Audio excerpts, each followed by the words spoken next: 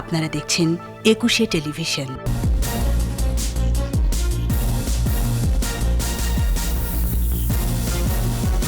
Corona ভ্যাকসিনের জন্য অর্থের বরাদ্দ আছে। সংসদে প্রধানমন্ত্রী দেশের মানুষের সুরক্ষায় দ্রুত উদ্যোগ নেয়ার অঙ্গীকার। নারায়ণগঞ্জ বিস্ফোরণে মৃতের সংখ্যা বেড়ে 31। মামলা সিআইডিতে, তদন্ত রিপোর্ট দিতে আরও সময় চায় কমিটি। সিনহা হত্যা, কক্সবাজারের এসপিকে আসামি করার আবেদন খারিজ। ওসি প্রদীপের বিরুদ্ধে আরও 2 মামলা। বিভিন্ন সংস্থার তথ্যের ভিত্তিতেই ব্যাংকে সাইবার হামলার সতর্কতা, গ্রাহকদের সাবধান হওয়ার পরামর্শ। রিজেন্ট শাহেদের বিরুদ্ধে বিভিন্ন থানায় ঝুলছে 60 মামলা, প্রতারণা সহ 2টি চার্জশিট শিগগিরই।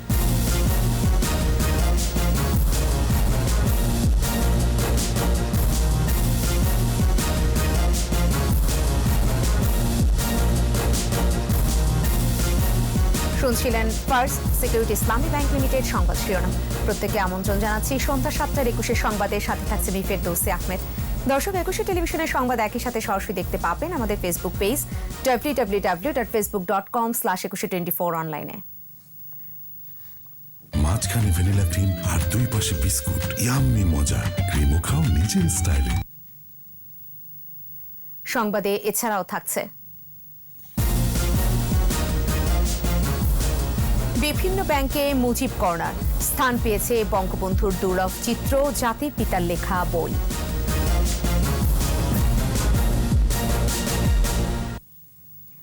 প্রধানমন্ত্রী শেখ হাসিনা বলেছেন, করোনা ভ্যাকসিন পেতে সব দেশই আবেদন করা হয়েছে। যারা আগে আনবে তাদের কাছ থেকেই ভ্যাকসিন সংগ্রহ করা হবে। জাতীয় সংসদের নবম অধিবেশনের সমাপনী বক্তৃতায় সংসদ নেতা বলেন, ভ্যাকসিনের জন্য পর্যাপ্ত অর্থ বরাদ্দ করা আছে। তাছাড়া নারায়ণগঞ্জের বিস্ফোরণের মতো মর্মান্তিক দুর্ঘটনা রোধে নিয়ম মেনে সবকিছু করার পরামর্শ দেন তিনি। জিয়াউর রহমান বিচার বহির্ভূত হত্যাকাণ্ড শুরু করেছিলেন বলেও মন্তব্য করেন সংসদ নেতা। আরও জানাচ্ছেন মাহমুদ হাসান। একাদশ জাতীয় সংসদের নবম অধিবেশনে সমাপনী বক্তৃতায় সমসাময়িক বেশ কয়েকটি ঘটনা তুলে ধরেন প্রধানমন্ত্রী শেখ হাসিনা। করোনা থেকে দেশবাসীর সুরক্ষা নিয়ে ভাবনার কথা তুলে ধরেন সংসদ নেতা।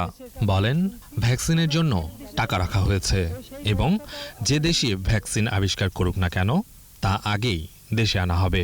আমরা সব দেশে আমাদের আবেদন দিয়ে রেখেছি, তার জন্য টাকাও বরাদ্দ করে রেখেছি, যে যেখান থেকে আগে পাওয়া যায় আমরা সেটা নেব এবং আমাদের দেশের মানুষকে এই করোনা মুক্ত করবার জন্য তা ব্যবহার করব, সেই ব্যবস্থা আমরা নিয়েছি।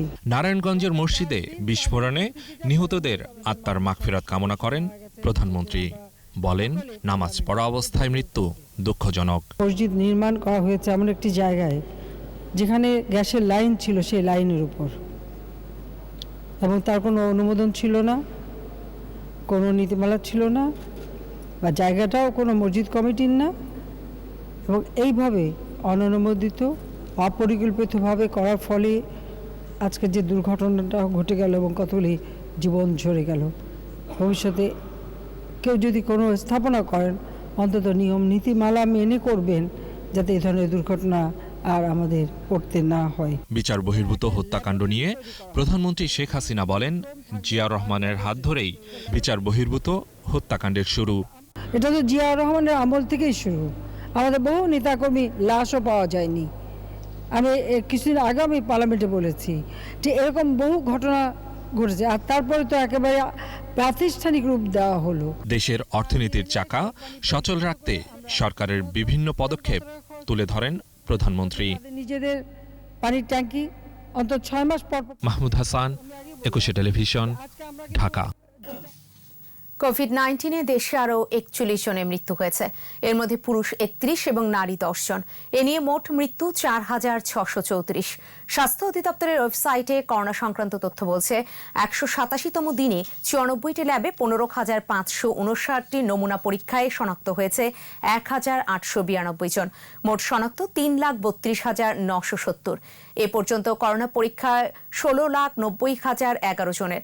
নতুন 2,746 সহ এ পর্যন্ত সুস্থ হয়েছে 2,33,550 জন। নারায়ণগঞ্জে মসজিদে বিস্ফোরণের ঘটনায় আরও 3 জনের মৃত্যু হয়েছে। এ নিয়ে মৃতের সংখ্যা 31 জনে দাঁড়ালো। দগ্ধ 5 জনের অবস্থা সংকটাপন্ন। উন্নত চিকিৎসার জন্য বিদেশ নেয়ার অবস্থা এখনো হয়নি বলে জানিয়েছেন শেখ হাসিনা বার্ন ও প্লাস্টিক সার্জারি ইনস্টিটিউটের প্রধান সমন্বয়ক সামন্তলাল সেন। বাকিটা জানাচ্ছেন রাসেল খান। নারায়ণগঞ্জের ফতুল্লার তল্লায় মসজিদে বিস্ফোরণের ঘটনায় দগ্ধদের শারীরিক অবস্থা জানাতে শেখ হাসিনা বার্ন ও প্লাস্টিক সার্জারি ইনস্টিটিউটের এই সংবাদ সম্মেলন। আমাদের এই মর্মান্তিক দুর্ঘটনায় 37 জন রোগী আমাদের এখানে আসছিল। হাসপাতালের প্রধান সমন্বয়ক সামন্তলাল জানান, দগ্ধ সবার শ্বাসনালী 22 থেকে 94% পুড়ে গেছে। তারা কেউই আশঙ্কামুক্ত নয়। জন আইসিইউতে আছে, সবাই মেজর বার্ন এবং সবারই শ্বাসনালী পুড়ে গেছে, কেউ শঙ্কামুক্ত না। আমরা আমাদের রাষ্ট্রের সর্বাত্মক সরকার প্রধান থেকে নির্দেশ অনুযায়ী সর্বাত্মক চেষ্টা আমরা করে যাচ্ছি, বাকিটা উপরওয়ালার ইচ্ছা। প্রধানমন্ত্রীর নির্দেশে দগ্ধদের দেখতে হাসপাতালে আসেন একজন চিকিৎসক। চিকিৎসার খোঁজ খবর নেন তিনি। পরে তিনি সাংবাদিকদের জানান, নারায়ণগঞ্জের ঘটনায় দগ্ধদের চিকিৎসার সার্বক্ষণিক খোঁজ খবর নিচ্ছেন প্রধানমন্ত্রী শেখ হাসিনা। মাননীয় প্রধানমন্ত্রীর তরফ থেকে যতটুকু এই রোগীদের সাথে যা কিছু করা উচিত সবকিছু করা হচ্ছে এবং করা হবে। অবস্থার উন্নতি হলে কারো দরকার হলে উন্নত চিকিৎসার জন্য বিদেশে পাঠানো হবে বলেও জানান তিনি। রাসেল খান, একুশে টেলিভিশন, ঢাকা। নারায়ণগঞ্জে মসজিদে বিস্ফোরণের ঘটনায় জেলা প্রশাসনের তদন্ত কমিটি তাদের প্রতিবেদন দিতে আরও 7 দিনের সময় চেয়েছে। বায়তুস সালাত জামি মসজিদ পরিদর্শন করে কমিটির প্রধান অতিরিক্ত জেলা ম্যাজিস্ট্রেট খাদিজা তাকেরা, ববি সহ অন্যান্য সদস্যরা। এদিকে তিতাস কর্তৃপক্ষ গত 3 দিন ধরে খোঁড়াখুঁড়ি করে যে গর্ত করেছিল তা ভরাট করা হচ্ছে। সেই সাথে ডিপিডিসির একটি টিম বৈদ্যুতিক খুঁটি স্থানান্তরের কাজ করছে। মামলাটি সিআইডিতে হস্তান্তর করা হয়েছে। ঘটনাস্থল পরিদর্শন করেছে তদন্ত কর্মকর্তা।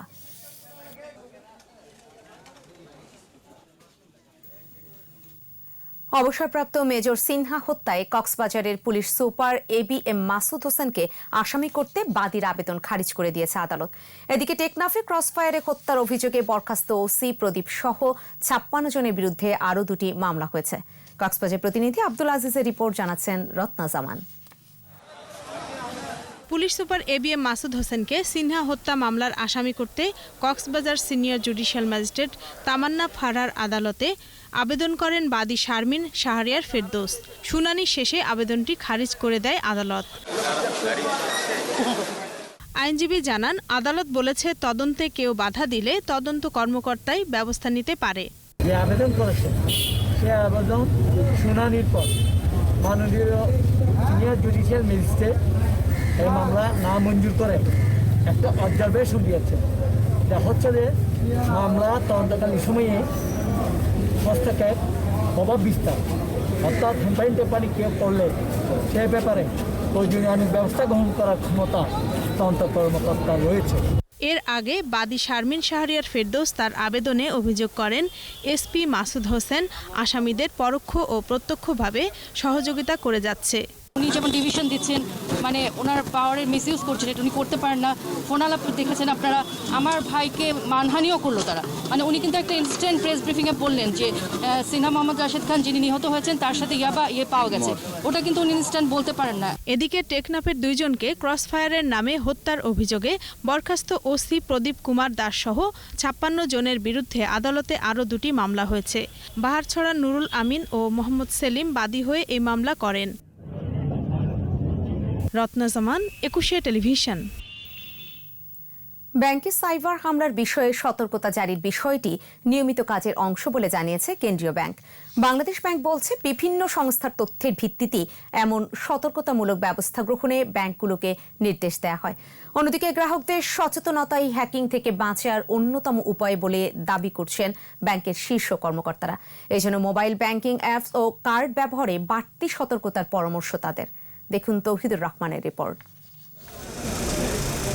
ব্যাংক অভ্যন্তরীণ ও বৈদেশিক লেনদেন চালু রেখে অর্থনীতিকে সচল রাখার অন্যতম মাধ্যম। যুগের সাথে তাল মিলিয়ে কাগজি ব্যবস্থাপনা থেকে বেরিয়ে এসে বেশিরভাগ ব্যাংক এখন কার্যক্রম পরিচালনা করছে অনলাইনে। এর ফলে গতি এসেছে ব্যাংক লেনদেনে। প্রায় 24 ঘন্টায় সেবা পাচ্ছেন গ্রাহকরা। তবে ডিজিটাল সুবিধার কিছু বিপরীত চিত্র রয়েছে। সামান্য অসতর্কতায় বিশ্বের নানা প্রান্তে ওঁত পেতে থাকা হ্যাকাররা ডিজিটাল নিরাপত্তা ব্যবস্থা ভেঙে চুরি করছে গ্রাহকের অর্থ। উত্তর কোরিয়ার একটি হ্যাকার গ্রুপ আর্থিক প্রতিষ্ঠানগুলোতে হামলা চালাতে পারে এমন তথ্য পেয়ে সম্প্রতি ব্যাংকগুলোকে অনলাইন কার্যক্রমে বাড়তি সতর্ক হওয়ার নির্দেশ দেয় কেন্দ্রীয় ব্যাংক। আমরা বিভিন্ন ব্যাংকগুলোকে অ্যালার্ট থাকার জন্য আমরা একটু বলে দিই, জাস্ট এটা একটা রুটিন মাফিক কাজ। এটা এমন কোনো অ্যালার্ট না যে একটা রেড অ্যালার্ম জারি করা হচ্ছে। এর মধ্যে বেশ কয়েকটি ব্যাংক এটিএম বুথ ব্যবহারে সময় নির্ধারণ করে দিয়েছে। সুইফট সহ অর্থ লেনদেনের ডিজিটাল প্ল্যাটফর্মগুলো ব্যবহারে সতর্ক আছে ব্যাংকগুলো। তবে হ্যাকিং এড়াতে গ্রাহকদের সচেতন হওয়ার তাগিদ ব্যাংকের তথ্য প্রযুক্তি বিশেষজ্ঞদের। এটিএম এবং কার্ড সিস্টেমে এরকম আগেও অনেক ইনসিডেন্ট হয়েছে। সুইফটের অ্যাক্সেস কন্ট্রোল ক্ষেত্রে একেবারে লেটেস্ট প্রিভেন্টিভ মেজারগুলি ইউজ করি, যেটা আমরা অ্যাক্সেসের জন্য আমরা কিন্তু 2 ফ্যাক্টর অথেন্টিকেশন ইউজ করি।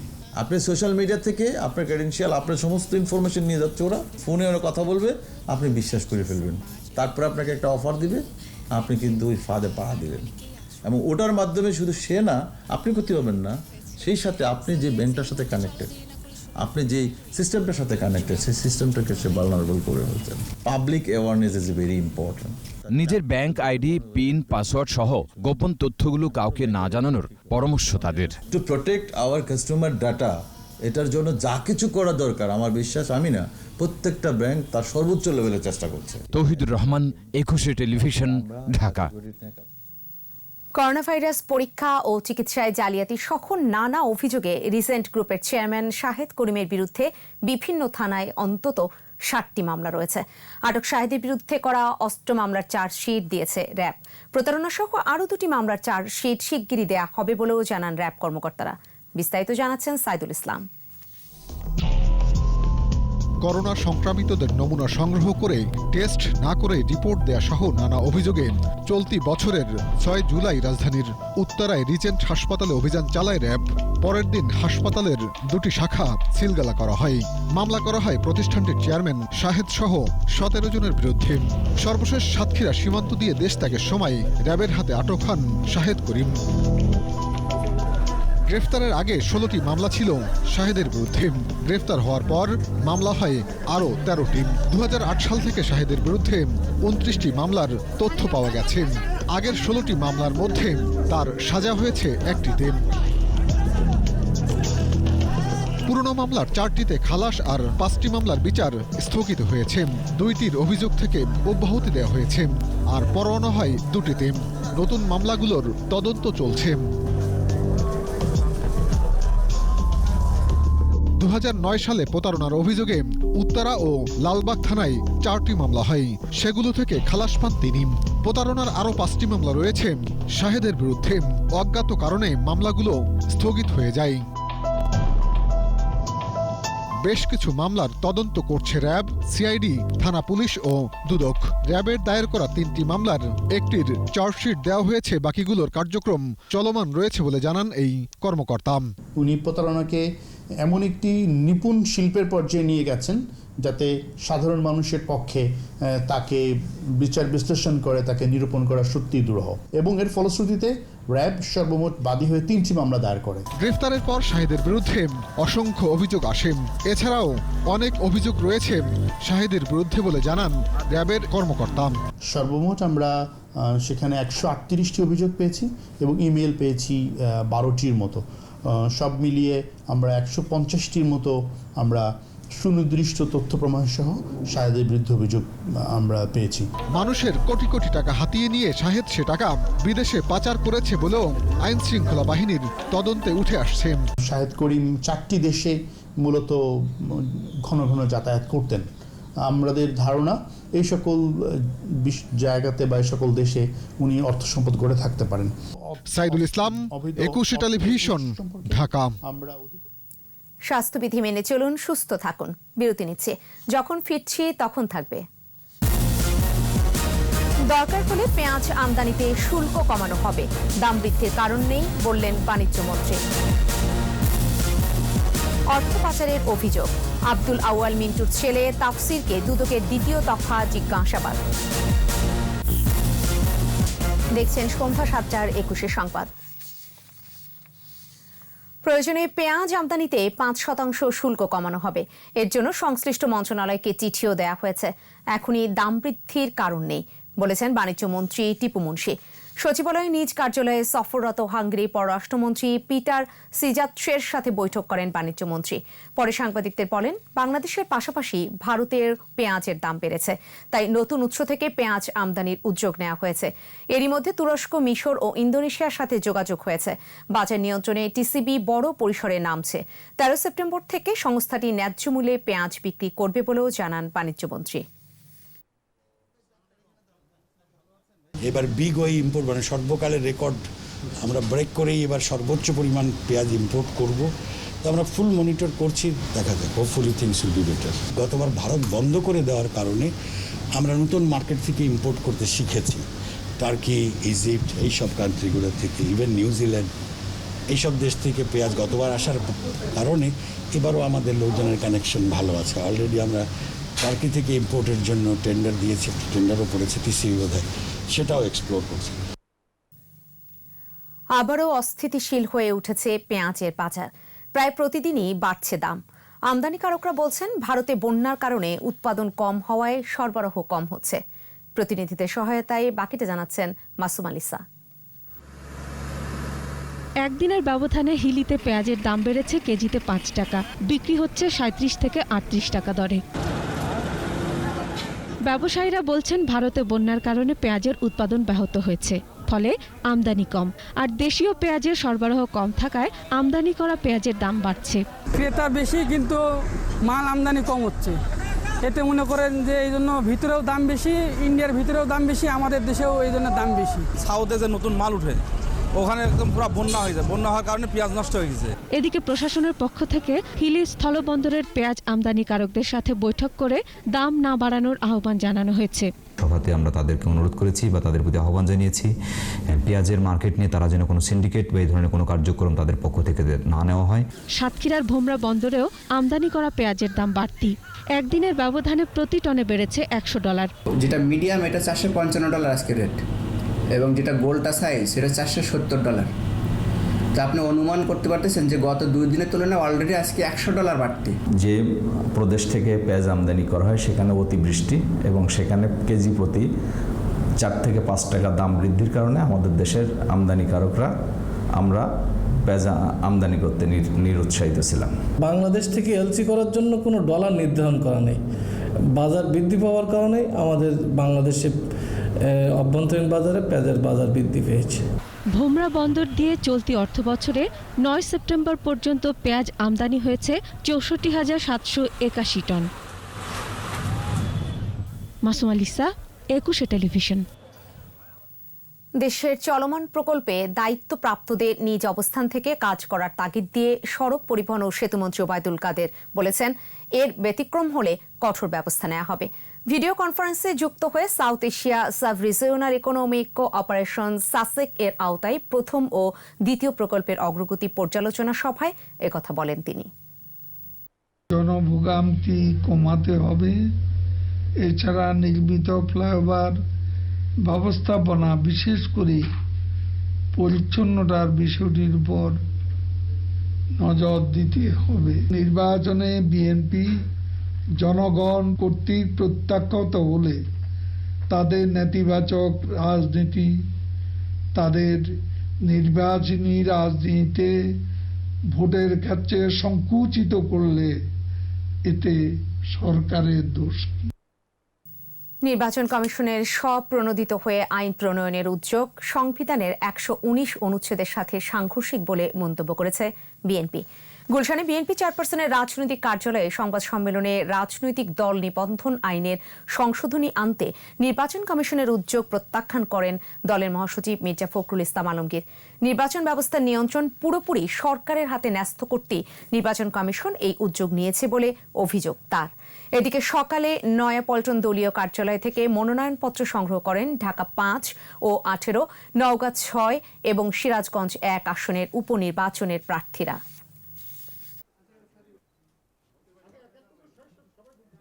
এ প্রস্তাবে যেসব বিধান বাদ দেওয়া হয়েছে তার অন্যতম হল কমিশনের পক্ষ থেকে নির্বাচনী তফসিল ঘোষণা, প্রিজাইডিং অফিসার কর্তৃক ভোট গ্রহণ করা বন্ধ করা, সর্বোপরি আইনের গুরুতর লঙ্ঘনের জন্য প্রার্থিতা বাতিলের 91 ধারার ক্ষমতা রোধ।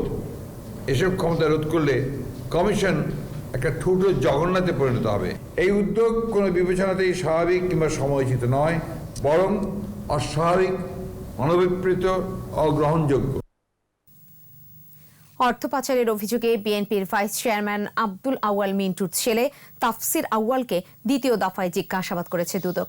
দুদক কার্যালয়ে জিজ্ঞাসাবাদ শেষে তাফসির আউয়াল বলেন, ভিত্তিহীন অভিযোগে বারবার তাকে ডাকা হচ্ছে। তবে দুদক সচিব জানান, সুনির্দিষ্ট অভিযোগেই তাকে জিজ্ঞাসাবাদ করা হচ্ছে। বিস্তারিত জানাচ্ছেন মিনালা দীপা। দুদকের প্রধান কার্যালয়ে নিউ ইয়র্ক ও লন্ডনে একাধিক ব্যাংক হিসাব খুলে কোটি কোটি টাকা লেনদেনের অভিযোগে সংস্থাটির পরিচালক সৈয়দ ইকবাল হোসেনের নেতৃত্বে একটি দল তাফসির আউয়ালকে জিজ্ঞাসাবাদ করেন। জিজ্ঞাসাবাদ শেষে সাংবাদিকদের বিভিন্ন প্রশ্নের সাথে কথা বলেন তাফসির আউয়াল। দুদক হয়তো এটা জানতেন না বা জানেন না। আমি মনে করি এই জিনিসটা একটা পারিবারিক ঝামেলার জন্যই এভাবে এখানে চলে আসে। তাফসির আউয়ালের দাবি ভিত্তিহীন বলে দাবি দুদক সচিবের। কমিশনের শিডিউলভুক্ত অপরাধ হিসাবেই অভিযোগ অনুসন্ধানে গ্রহণ করেছে এবং অনুসন্ধান শেষে প্রকৃত তথ্য বেরিয়ে আসবে বলে আমরা আশা করি। গত 31 আগস্ট প্রথম দফায় তাফসির আউয়ালকে জিজ্ঞাসাবাদ করে দুদক।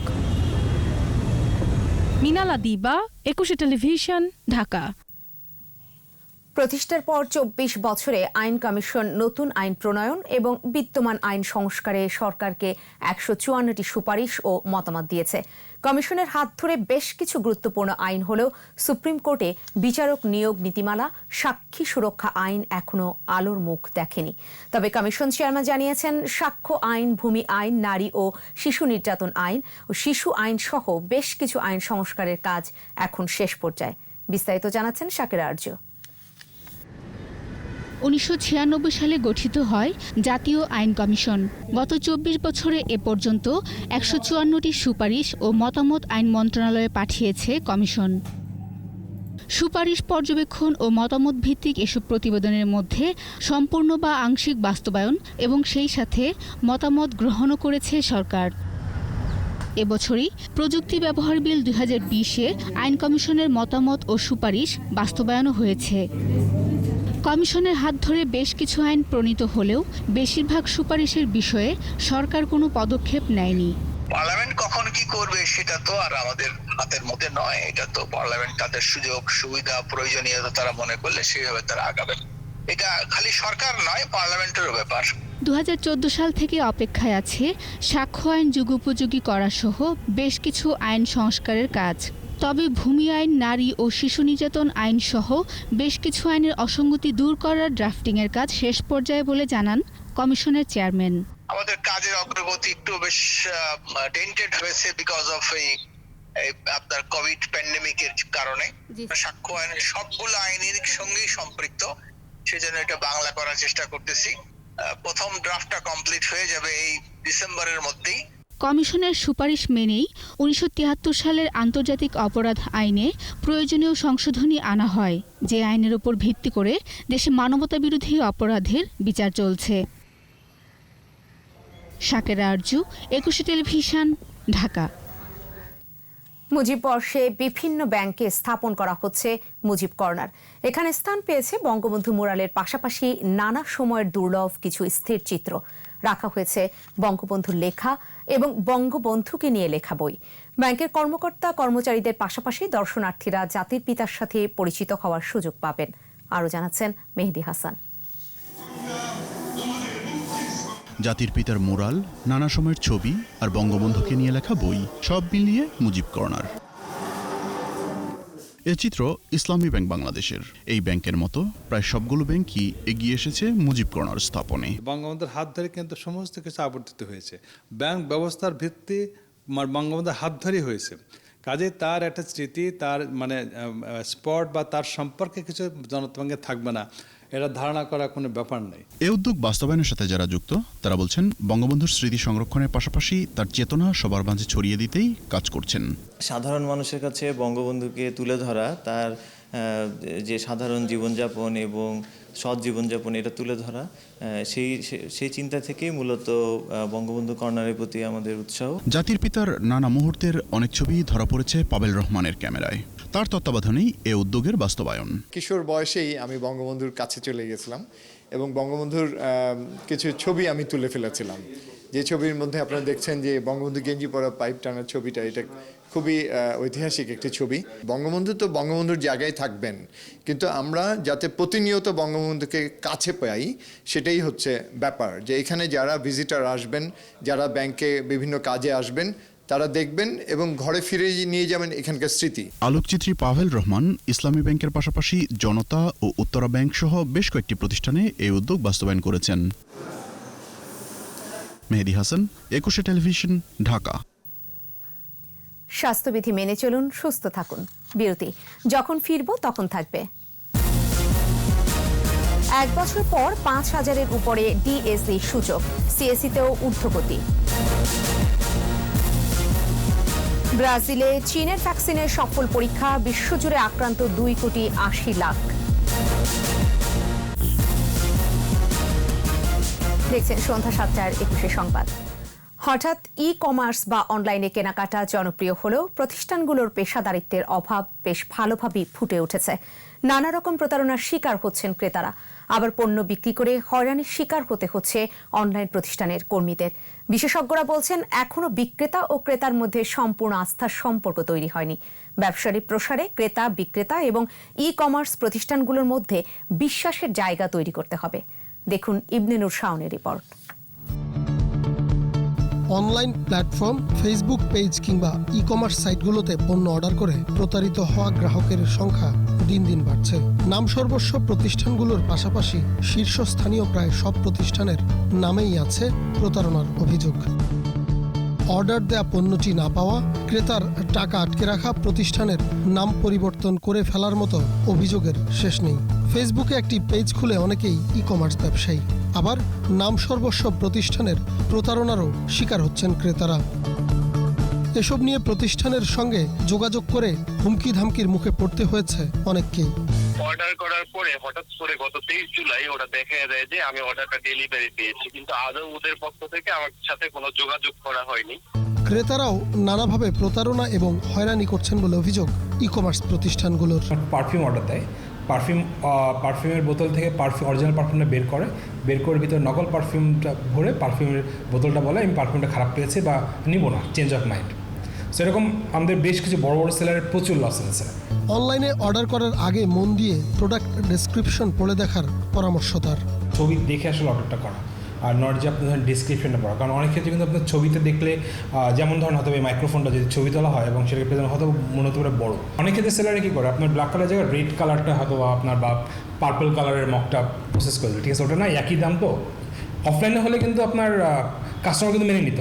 খাতটি দ্রুত সম্প্রসারণের ফলে কিছু সমস্যা সৃষ্টি হয়েছে বলে স্বীকার করলেন বাণিজ্যমন্ত্রী। ওরে সরে বেড়ে গেছে, তো কিছু ঝামেলাও ঢুকে পড়েছে। যদি খুব প্রপার ওয়েতে আগে বাড়তো 5 বছর ধরে হয়তো এই সমস্যাগুলো অত বেশি আসতো না, ঠিক হয়ে যাবে সময়। বাট এই অ্যাচিভমেন্টটা কিন্তু অত্যন্ত লুক্রেটিভ। ব্যবসাটিকে টিকিয়ে রাখতে সেলার, বায়ার এবং ই কমার্স প্রতিষ্ঠানগুলোর মধ্যে আস্থার সম্পর্ক তৈরিতে কাজ করছে ইক্যাব। আমরা পলিসি উন্নয়নে বাণিজ্য মন্ত্রণালয়, কম্পিটিশন কমিশন এবং বাংলাদেশ ব্যাংক সহ অন্যান্য সংশ্লিষ্ট সংস্থাগুলোর সাথে আমরা কাজ করছি, যাতে ভবিষ্যতে এই ধরনের পরিস্থিতি না হয় এবং ভোক্তারা আস্থার সহিত আমাদের মেম্বার কোম্পানিগুলো থেকে কেনাকাটা করতে পারে। ইক্যাবের আশা, ক্রেতা এবং প্রতিষ্ঠানগুলোর মধ্যে বিশ্বাসের সম্পর্ক তৈরি হলে ভবিষ্যতে ই কমার্স দেশের অর্থনীতিতে গুরুত্বপূর্ণ ভূমিকা রাখবে।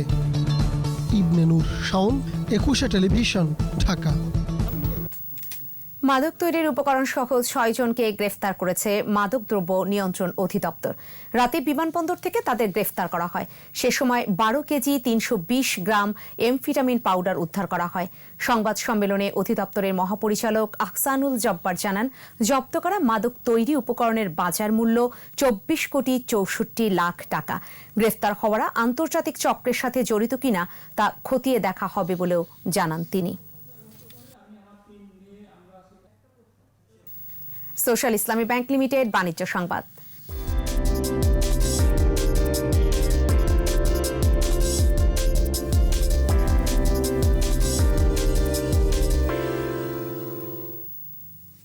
প্রায় 1 বছর পর ঢাকা স্টক এক্সচেঞ্জের সূচক 5,000 পয়েন্ট অতিক্রম করল। বৃহস্পতিবার ডিএসসি প্রধান সূচক DSEX 39 পয়েন্ট বেড়ে উঠে আসে 5011 পয়েন্টে, যা গত বছরের 23 সেপ্টেম্বরের পর সর্বোচ্চ।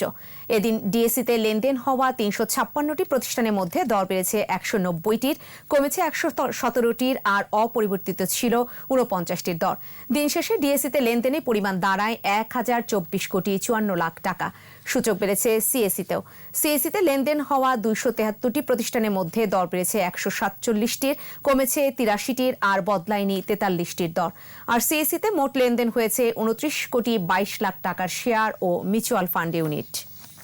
শেষ করব সন্ধ্যা 7:21 সংবাদ। যাবার আগে ফার্স্ট সিকিউরিটি ইসলামী ব্যাংক লিমিটেড সংবাদ শিরোনামগুলো আরও একবার।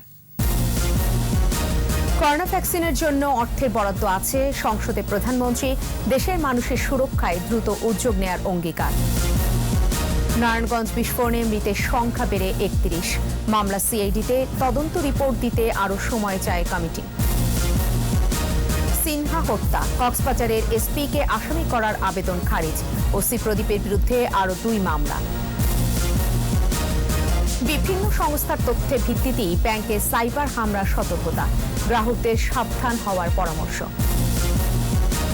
রিজেন্ট শাহেদের বিরুদ্ধে বিভিন্ন থানায় ঝুলছে 60 মামলা, প্রতারণা সহ 2টি চার্জশিট শিগগিরই।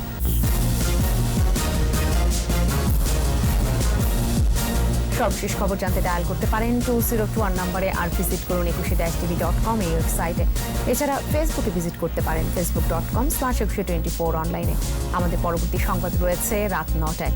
দেখার আমন্ত্রণ রইল। স্বাস্থ্যবিধি মেনে চলুন, সুস্থ থাকুন।